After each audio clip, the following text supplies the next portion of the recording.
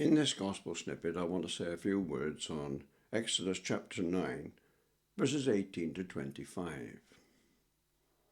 This passage comes in the section dealing with the plagues God unleashed upon Egypt as he brought the Israelites out of the centuries of bondage.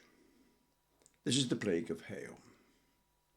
God, through Moses, warns Pharaoh in Egypt that he is going to unleash a fearful storm of hail. The consequences for any who get caught in this storm of hail will be dire indeed. It will be death and destruction. And God, in his mercy, warns the Egyptians.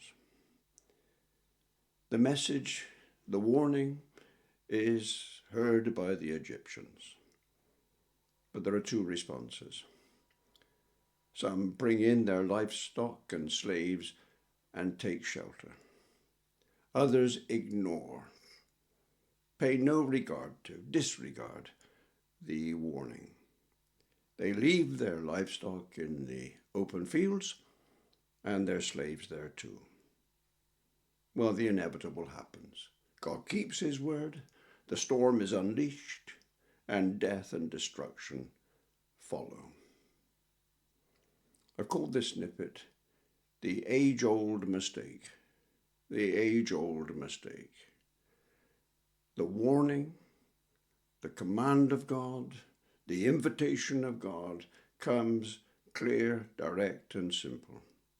Destruction is coming. Flee from this wrath. Take steps to avoid it. But many just ignore it. They did with this plague. They did when the prophets spoke. They did when Christ spoke in his days upon earth. The Jews, by and large, ignored his warnings. And so it is going on today. I know that when I preach the gospel, when I warn sinners that God is going to visit us in wrath, we have to stand before him in judgment. It is appointed unto men once to die, and after this the judgment. And when I encourage, invite, command, plead with sinners to flee from the wrath to come, to trust the Lord Jesus Christ, the merits, person, death of the Lord Jesus Christ, his blood and righteousness, that is the only protection from this judgment. When I warn them, what do most men do? Men and women, what do? They ignore it. It will be happening now, even as I speak this short gospel snippet. If you've remained watching or listening this long, even yet, you may well turn aside and just pass on and forget what I have said to you. But I plead with you, I urge you this time, do not do it.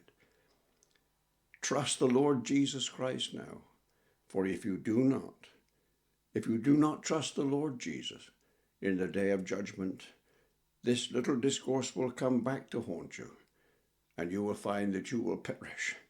There is no need. Do not make the age-old mistake of ignoring the warning. Take heed and do it now.